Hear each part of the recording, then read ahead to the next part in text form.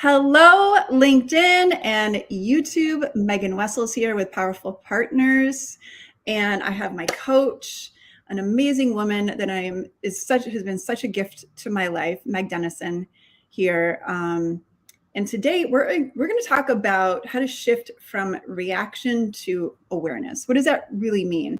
So, at any given moment, we have a choice on how we can react to something, and if you are in reaction mode, more likely it's going to cause you stress. It's going to create more, drama around you. But if you can really take a step back and be aware of the situation and how you can make a choice, a different choice going forward, it is such a powerful tool that you can use, not just in leadership. I mean, literally, it could be on dating, it could be with friendships. There's so many ways that you can use these tools that Meg Dennison is going to share with you today. And she's going to be covering 4 steps to becoming a conscious leader. So the work she does is with the Conscious Leadership Group. She is certified with the Conscious Leadership Group. That is how I found her. I was introduced to the conscious leadership practice a couple years ago. I started getting more involved in it and really wanted to do some one-on-one coaching with a coach to really understand how I can implement this in my life. And it has been life-changing, absolutely life-changing. If you read the posts, I talked a little bit about a situation with a friend of mine who, she's one of my best friends, and we had an argument, and she changed her phone number and told all of our friends her new phone number except for me. And it was quite an awakening. When I first heard about the news, my reaction was I was a victim. I made it all about me. And I started getting deeper into the coaching with Meg Dennison and realized that I was the one that created that whole situation with her and how I had actually hurt my friend.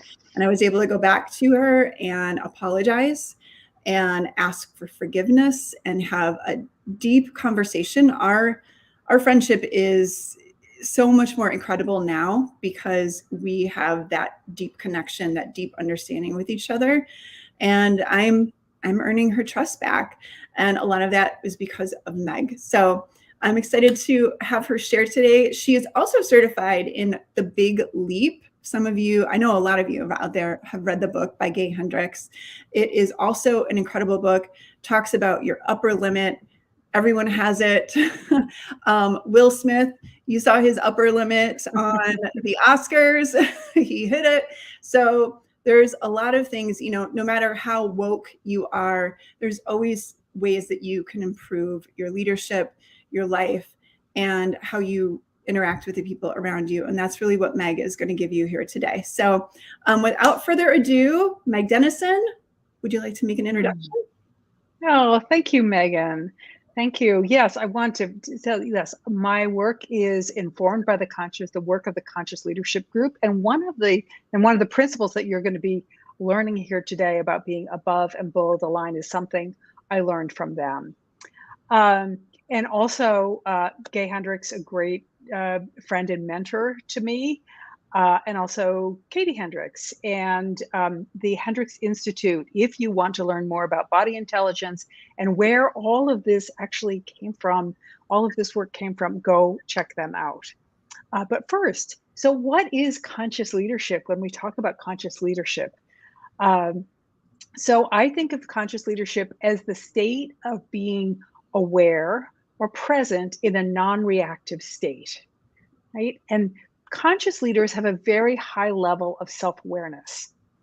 They know what's going on in their bodies, they know what triggers them, and they know how to shift. And that's what we're going to talk about today. So they can easily move from reactivity and defensiveness into ownership of their issues and choice. And that's really important, to take responsibility for what you're creating, because that's how you're going to move from kind of this victim mindset to the creator mindset.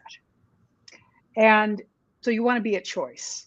And that's, what you want for your life, And also for your business, because, Megan, you work with a lot of women entrepreneurs. You don't want to be in that victim, that stance. You make poor choices there. You don't see all your options. And so getting to the point where you can actually really be at choice with what you do. And one way that to grow your self-awareness, there are actually three ways that I use as a coach to help people grow their self-awareness.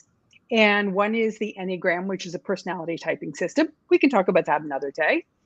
And the other is encouraging people to get feedback, and to look at the world as giving you feedback, not just what you get at work, but what you get from the world. Like, oh, I'm seeing this and it's telling me something about myself that I either want more of or want less of. Mhm. And another way is and then you may have noticed that, like with your friend, like, oh, I'm Yeah. getting feedback that, this is not such a great place to be. Yeah. And like you were saying this earlier, is really paying attention to how you feel in your body. And that always your intuition never lies. And so you can feel things in your body, and it's really kind of tapping into that and figuring out what it means too. Yeah, yeah. Well, and before we get into intuition, which is a developed, really takes some time to develop, there are certain things that you can do to learn to locate yourself as above or below the line. And that's kind of how I start this. Like if you just thought of a line, and I'm going to show you a picture in a minute, of just this line. Am I above, open and curious, or am I below? Am I afraid? Am I closed? Am I defensive?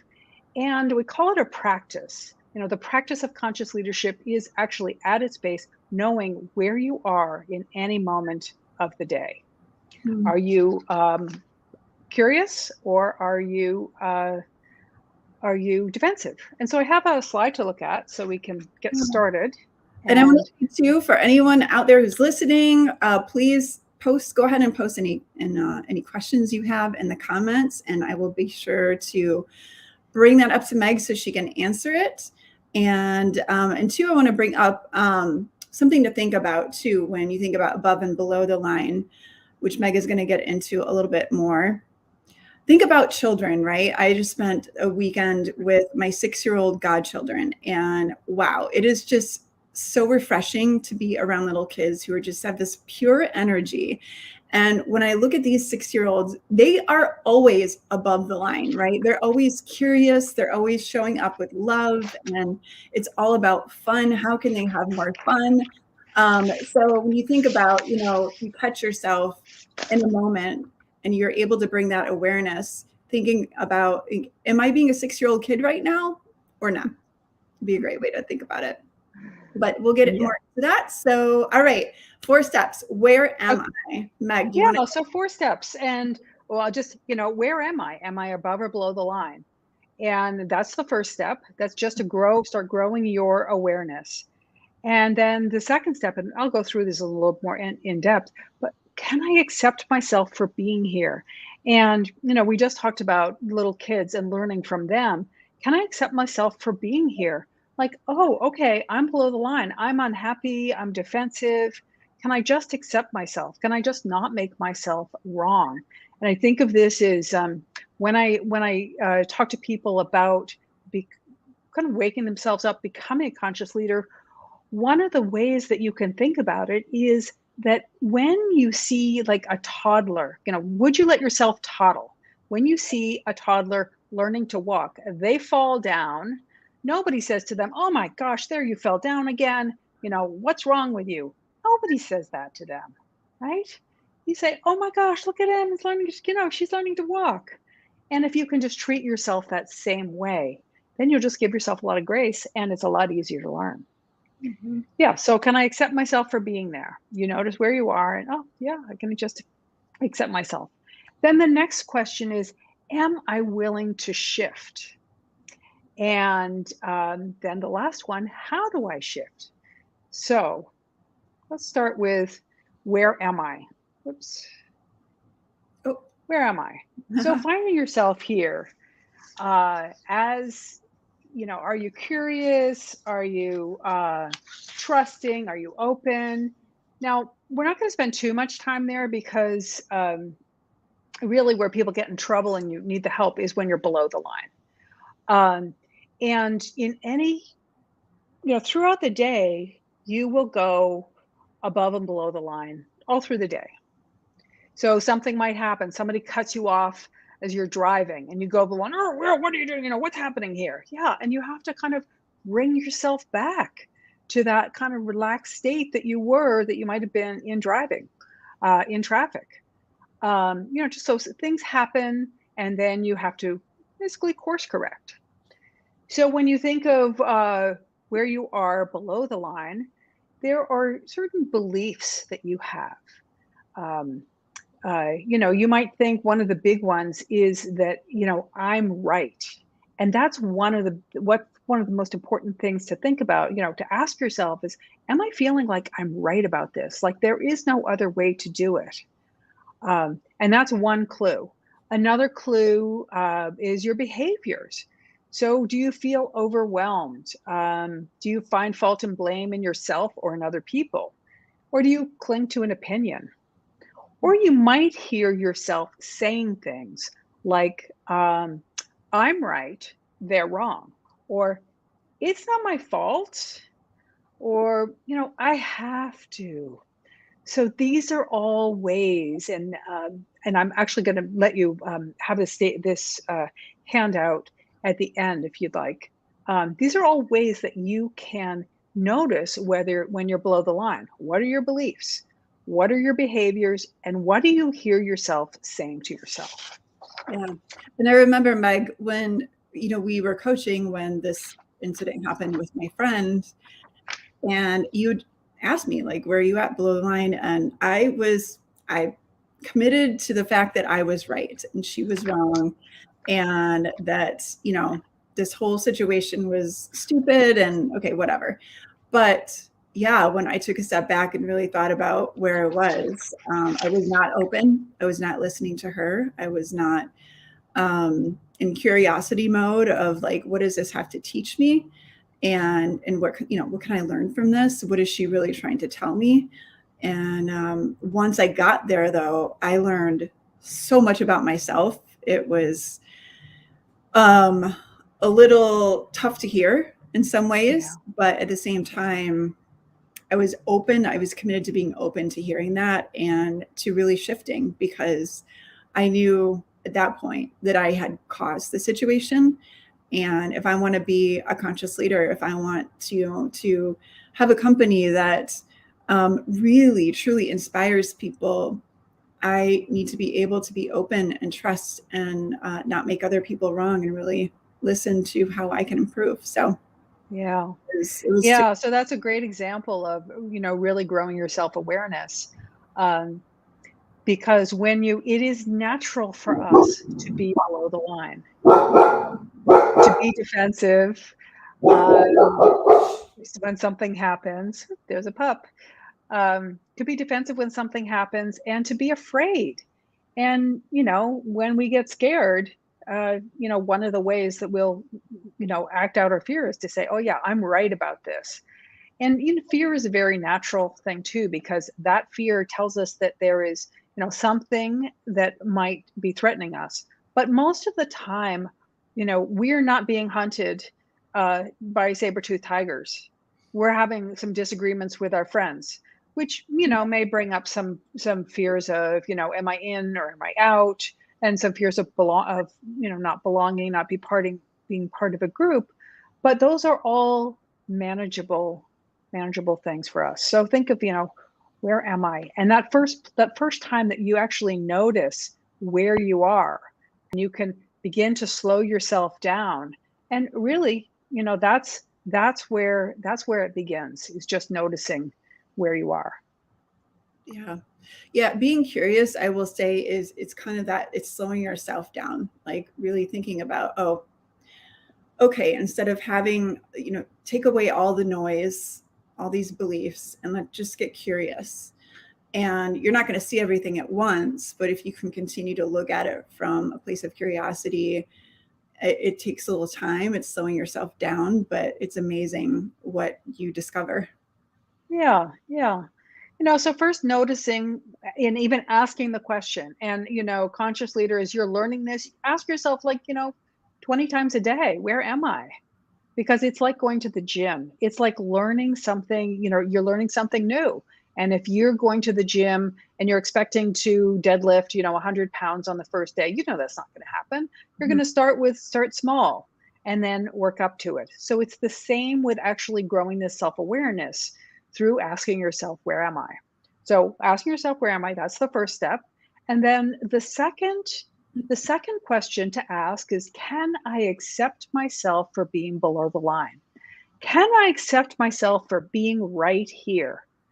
Because I'll tell you, a lot of times this can happen over and over again. You're just, you blew up at somebody or something, and you shouldn't do that. You get reactive, but it happens. And can you accept yourself? Mhm. Because to actually make the change, you need to be able to accept yourself first. Yeah.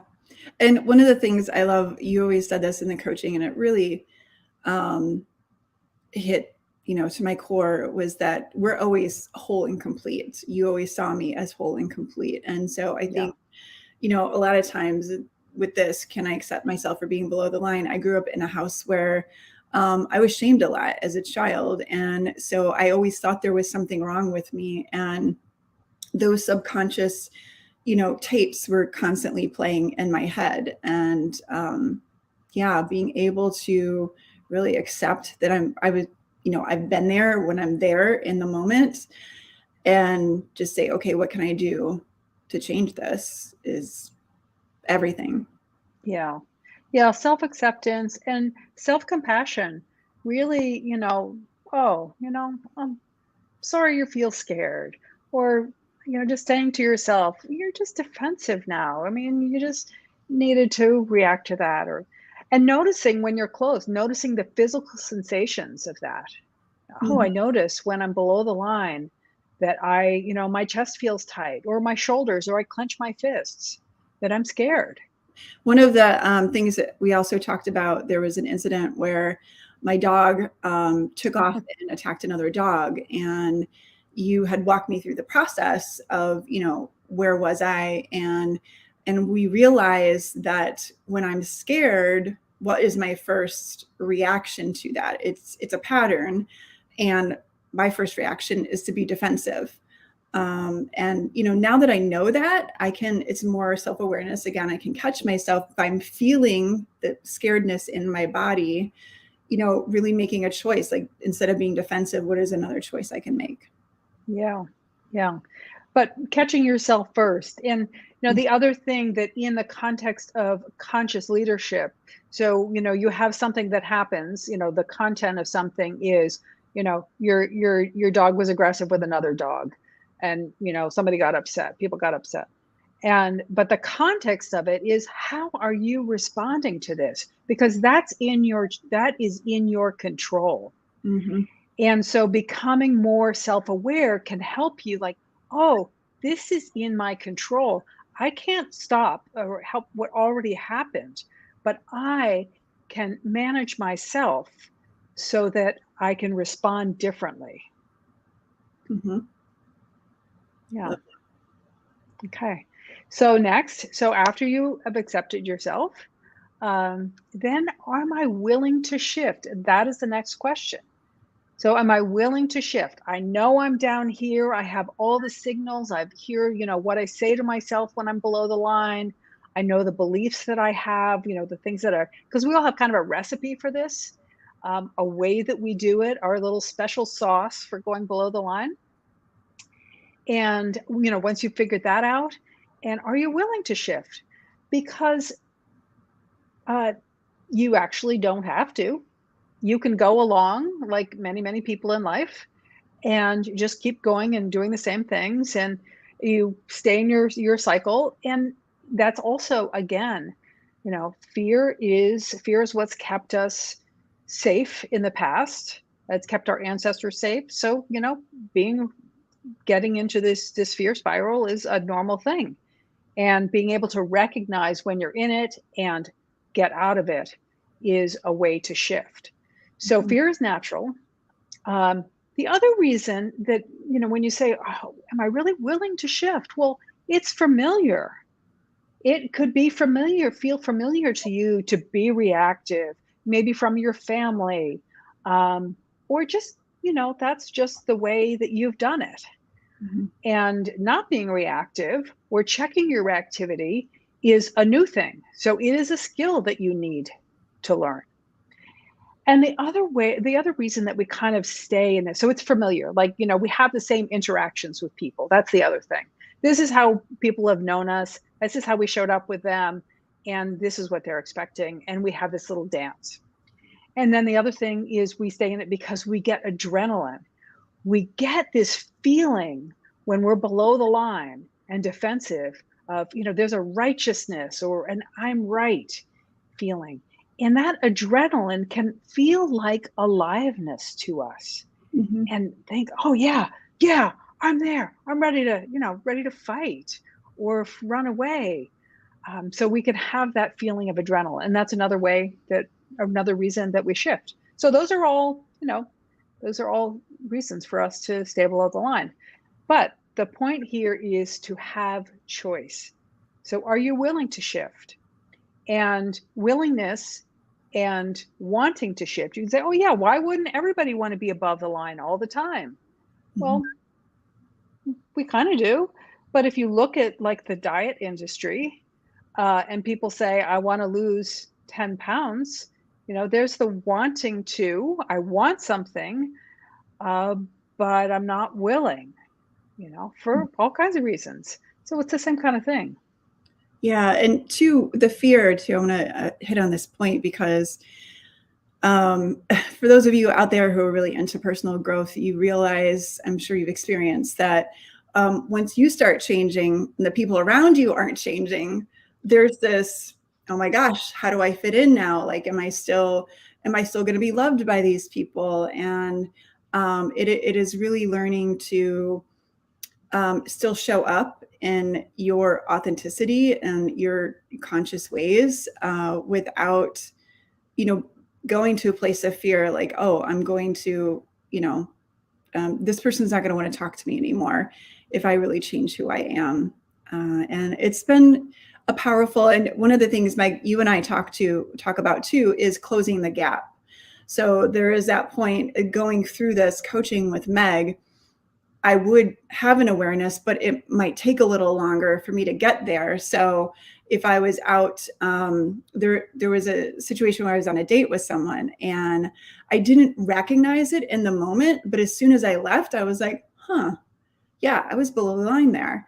And what could I have done differently? And I wish I would have thought about that in the moment, but the gap is now getting smaller. So and something that I've been consciously working on is getting to that awareness much quicker.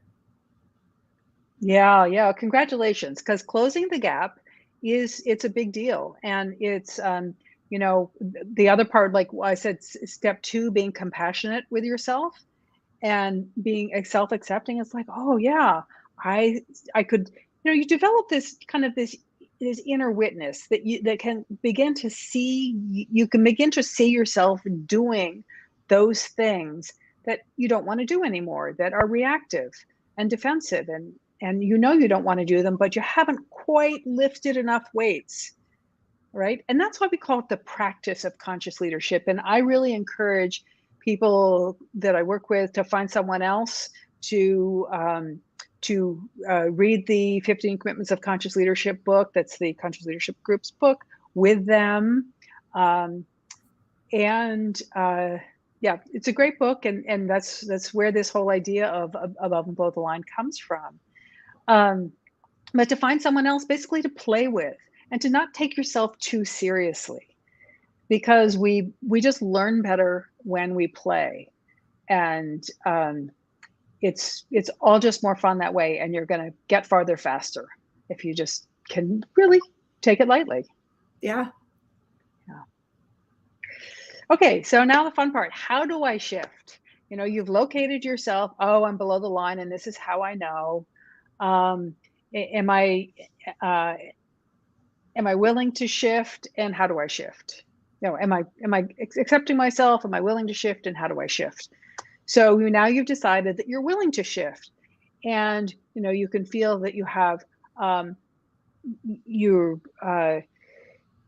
you could just take a few breaths. That can help you, from the mindset, yes, I want to shift. And, let's get the rest of you with you in moving in that direction. So breathing, as simple as taking 4 breaths and counting to 4 on the inhale and exhale on 4. Because that can really help you dissipate some of that chemical cocktail that you've got going in your body from going below the line. So that's one way. Another way is to take 100% responsibility. And Megan, this is what you were demonstrating when you were talking about how you realized that with your friend that, oh, I'm responsible for this. How do I take 100% responsibility? Now, she had a part in it also. She has her 100% responsibility.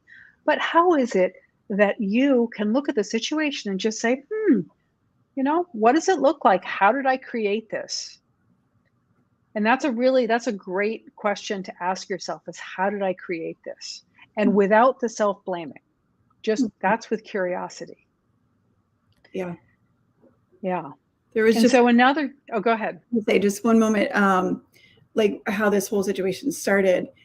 It was as simple as me, literally, I was feeling something and towards her, and it was as simple as just asking a question from a place of curiosity of like, I thought you said this, and this is what, is here now. And instead of, I held that in, it's something that I've done a lot of my life because of how I grew up. And so I kept all of that in, and that's what created this whole situation. So now I look back and I'm like, all I had to do was just ask her a question from a place of curiosity, and all of this would have been dissipated. And I don't, I'm not mad at myself for it now. It's just a really great learning experience. And now I know going forward, that's something that I can do. Yeah. Yeah. And so that's a great, and one thing I imagine is that you may not have actually been curious to know her answer to the question. So even if you'd asked the question, it probably would have been below the line. Because so getting yourself before you ask the question, above the line and really being curious. And another way to do that is to change your posture or move. And I work with women leaders, and I work with teams. And one thing that I tell them is like, if you're stuck in a meeting, get up and move around. I do something a little crazy with them sometimes, and it's called creative joint play. And if you just like move all of your joints, like you can shift your energy. So that's another way to get above the line so you can get curious. And developing your curiosity as a true openness and skill, and not just like, well, I'm curious about this. That doesn't even sound very curious. Yeah. Yeah. Yeah. So another way is appreciation. So moving it from moving your attention from yourself, or it could be to yourself, appreciating yourself for something, but also to another person. How can you appreciate them for either what you're learning from this, or something that they've been doing to help you or support you that you haven't acknowledged? How can you use appreciation as a shift move to get curious, get back into a feeling of trust with someone and a feeling of openness?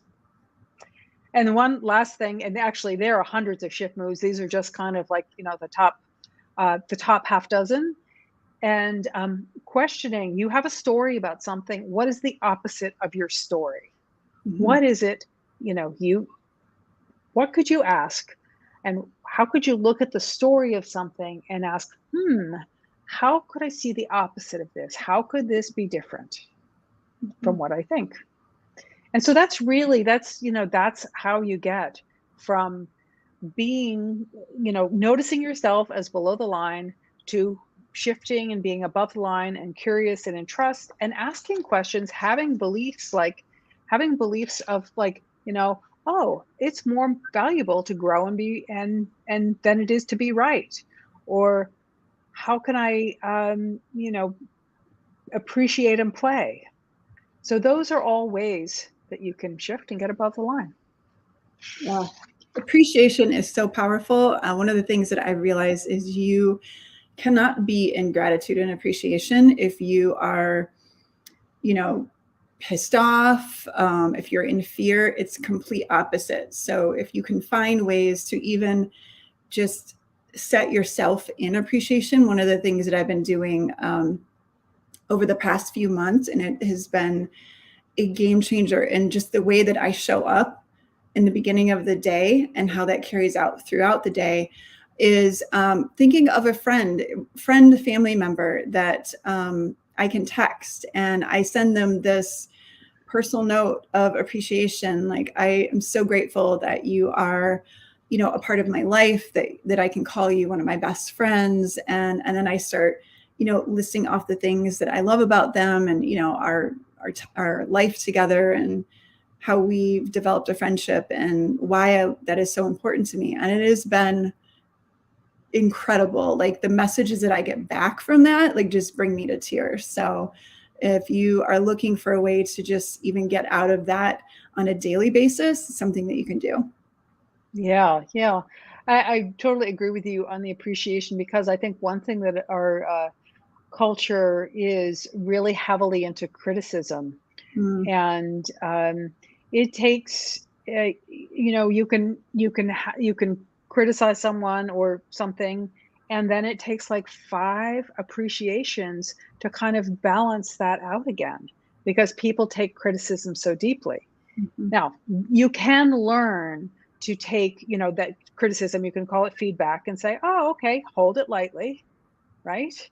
Just hold it lightly and ask, even if something doesn't feel like it's true, just most feedback, and sometimes, it's couched in criticism, which is, not so much fun. But most feedback has like a little grain of truth in it. And then if you can ask the question, not is this true, but in a really light way, how is this true? With curiosity, then you can also learn something. And this is all about growing your self awareness. Mhm. Yep, it is. Yeah. Wonderful. Well, thank you so much, Meg. These are ways that you can stay connected with Meg or learn a little bit more about her. Highly recommend setting up a 30-minute consultation call with her. You'll get a lot from it. And just so you know, why did I bring Meg here today? So she is one of the expert resources that I have for the Powerful Partners Mastermind. The mastermind is for women entrepreneurs who have an established business.